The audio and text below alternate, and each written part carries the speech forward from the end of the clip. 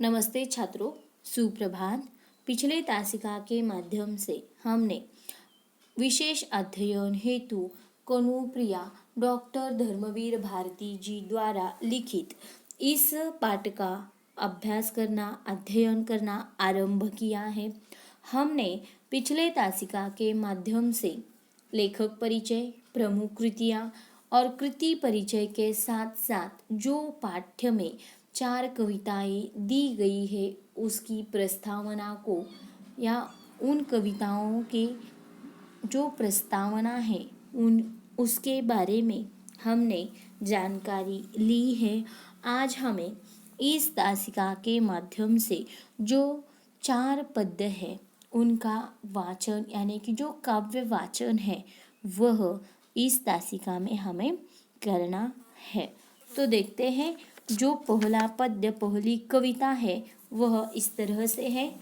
सेतु में देखो, नीचे की घाटी से ऊपर के शिखरों पर जिसको जाना था वह चला गया। हाय मुझी पर पग रख, मेरी बाहों से इतिहास तुम्हें ले गया। सुनो कनु सुनो, क्या मैं सिर्फ एक सेतु थी तुम्हारे लिए। लीला भूमि और युद्ध क्षेत्र के अलंग अंतराल में अब इन सुनो शिखरों मृत्यु घाटियों में बने सोने के पतले गूंथे तारों वाले पुल सा निर्जन निरर्थक कांपता सा यह छूट गया मेरा यह सेतु जिसको जाना था वह चला गया। देखो, इस तरह से यह पहली कविता है सेतु में। अब हम कविता जो दूसरा पद्य है उसकी ओर चलते हैं। उसका नाम है अमंगल छाया। देखते हैं, घाट से आते हुए कदम्ब के नीचे खड़े कनु को ध्यानमग्न देवता समझ प्रणाम करने जिस राह से तू लौटती थी बावरी, आज उस राह से न लौट। उजड़े हुए कुंज, रौंदी हुई लताएं, आकाश पर छाई हुई धूल, क्या तुझे यह नहीं बता रही कि आज उस राह से कृष्ण की 18 अक्षौहिणी सेनाएं युद्ध में भाग लेने जा रही है। आज उस पथ से अलग हटकर खड़ी हो बावरी, लता कुंज की ओट छिपा ले अपने आहत प्यार को। आज इस गांव से, पिछले पन्ने पर, द्वारिका की युद्धतम सेनाएं गुजर रही है। मान लिया कि कनु तेरा सर्वाधिक अपना है, मान लिया कि तू उसके रोम रोम से परिचित है, मान लिया कि ये अनगणित सैनिक एक एक उसके है, पर जान रख कि ये तुझे बिल्कुल नहीं जानते। पथ से हट जा बावरी, पथ से हट जा बावरी। आगे, यह आम्र वृक्ष की डाल उनकी विशेष प्रिय थी। तेरे न आने पर सारी शाम इस पर टीक, उन्होंने वंशी में बार बार तेरा नाम भरकर तुझे तेरा था। आज यह आम की डाल सदा सदा के लिए काट दी जाएगी, क्योंकि कृष्ण के सेनापतियों के वायु वेगगामी रथों की गगनचुंबी ध्वजाओं में यह नीची डाल अटकती है, और यह पथ के किनारे खड़ा छायादार पावन अशोक वृक्ष आज खंड खंड हो जाएगा तो क्या, यदि ग्रामवासी सेनाओं के स्वागत में तोरण नहीं सजाते। आगे, तो क्या सारा ग्राम नहीं उजाड़ दिया जाएगा। आगे देखते हैं, दुख क्यों करती है पगली, क्या हुआ जो कनु के ये वर्तमान अपने तेरे उन तन्मय क्षणों की कथा से अनभिज्ञ है। उदास क्यों होती है ना समझ कि इस भीड़ भाड़ में तू और तेरा प्यार नितांत अपरिचित छूट गए हैं। गर्व कर बावरी कौन है जिसके महान प्रिय की 18 औक्षहिणी सेनाएं हो। प्रश्नार्थक चिन्ह।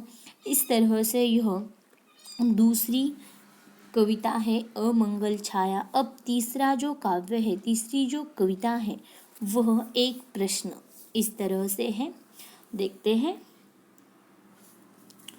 अच्छा मेरे महान कनु, मान लो कि क्षण भर को मैं यह स्वीकार कर लूं कि मेरे ये सारे तन्मयता के गहरे क्षण सिर्फ भाववेश थे, सुकोमल कल्पनाएं थी, रंगे हुए अर्थहीन आकर्षक शब्द थे।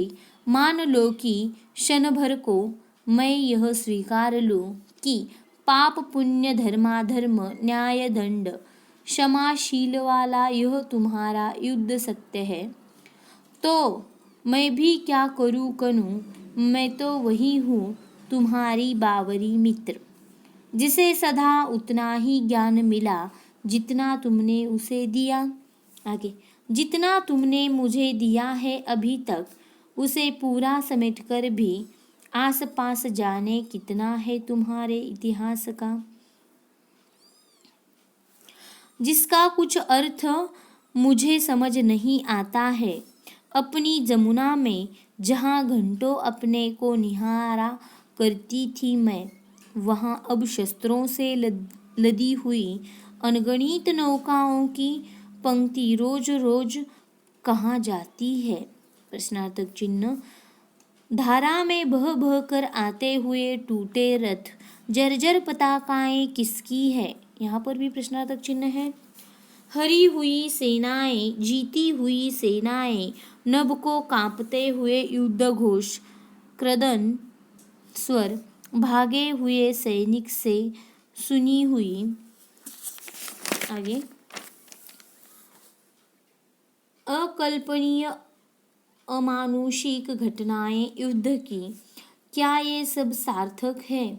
चारों दिशाओं से उत्तर को उड़ उड़ कर जाते हुए गृद्धों को क्या तुम बुलाते हो, जैसे बुलाते थे भटकी हुई गायों को।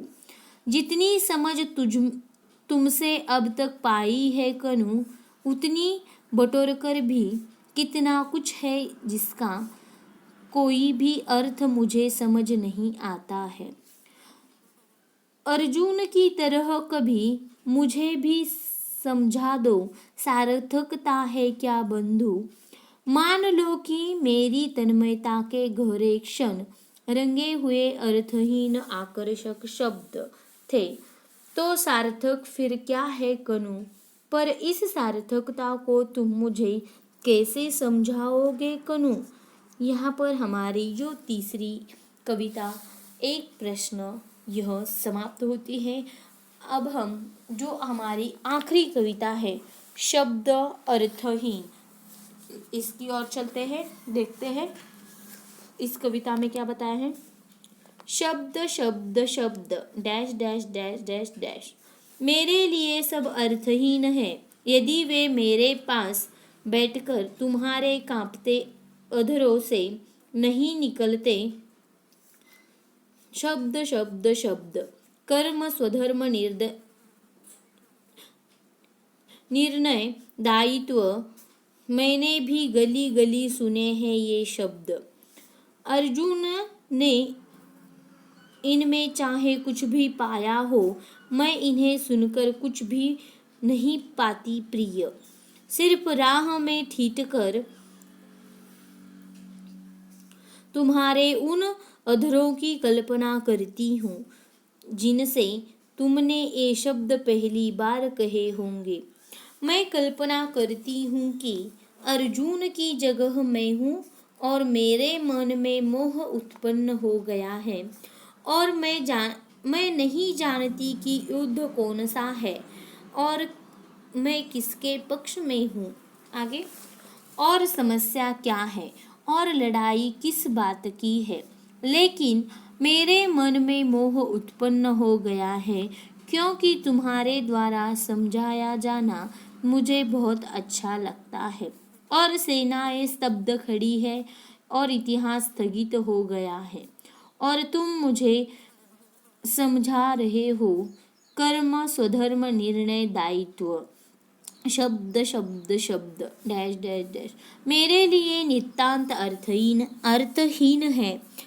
मैं इन सब के परे अपलक तुम्हें देख रही हूँ, हर शब्द को अंजूरी बनाकर बूंद बूंद तुम्हें पी रही हूँ, और तुम्हारा तेज मेरे जिस्म के एक एक मूर्छत संवेदन को धक्का रहा है, और तुम्हारे जादू भरे ओठों से रजनीगंधा के फूलों की तरह टप टप शब्द झर रहे हैं, एक के बाद एक, एक के बाद एक, एक के बाद एक डैश डैश डैश।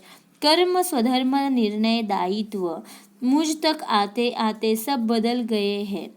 मुझे सुन पड़ता है केवल राधन राधन राधन। शब्द शब्द शब्द।